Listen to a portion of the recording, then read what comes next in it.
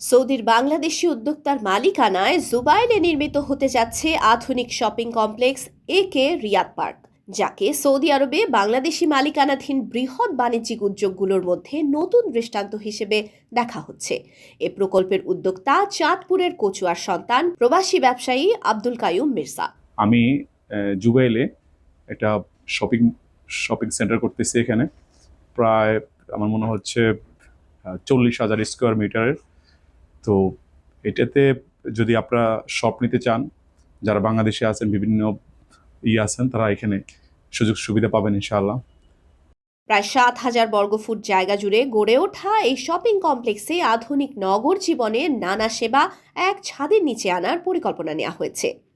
প্রকল্পে থাকবে উন্নত মানের হাসপাতাল, আন্তর্জাতিক মানের রেস্টুরেন্ট, কফি শপ, বড় আকারের হাইপার মার্কেট, আধুনিক মোবাইল শপ এবং কর্পোরেট অফিস স্পেস। উদ্যোক্তারা জানিয়েছেন, আগামী 12 জুন থেকে কমপ্লেক্সটির প্রি বুকিং কার্যক্রম শুরু হবে। এর মাধ্যমে সৌদি আরবে ব্যবসা সম্প্রসারণে আগ্রহী উদ্যোক্তাদের জন্য নতুন সুযোগ তৈরি হবে বলে আশা করা হচ্ছে। আমরা রিয়াদ থেকে এসেছি দাম্মাম রিয়াদ পার্কে কাইয়ুম মির্জা ভাইয়ের আমন্ত্রণে। সাংবাদিক, ব্যবসায়ী আমরা যারা আছি, আলহামদুলিল্লাহ আমাদের একটা টিম এসেছি এখানে পরিদর্শন করার জন্য।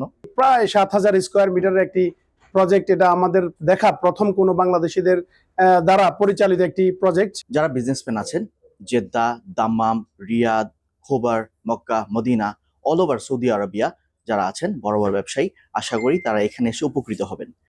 এ উপলক্ষে আয়োজিত সংবাদ সম্মেলনে উপস্থিত ছিলেন জুবাইলের বিশিষ্ট ব্যবসায়ী মোহাম্মদ জামাল হোসেন, সৌদি আরব প্রবাসী সাংবাদিক ফোরামের প্রধান উপদেষ্টা মোহাম্মদ আব্দুল বশির, সংগঠনের সভাপতি সোহরাব হোসেন লিটন, সানসিটি পলিক্লিনিকের ব্যবস্থাপনা পরিচালক আবদুল্লাহ আল মামুন, আমিয়াল গ্রুপের চেয়ারম্যান ইঞ্জিনিয়ার ইয়াসিন মিয়া, সাংবাদিক আবুল কালাম আজাদ, শিহাব শাহিন ও হাসান মাহমুদ সহ প্রতিষ্ঠানের কর্মকর্তারা।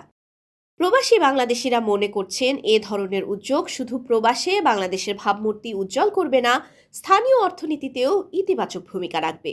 তাদের আশা, বিদেশের মাটিতে বাংলাদেশি উদ্যোক্তাদের এমন সাফল্য আরও বিস্তৃত হবে।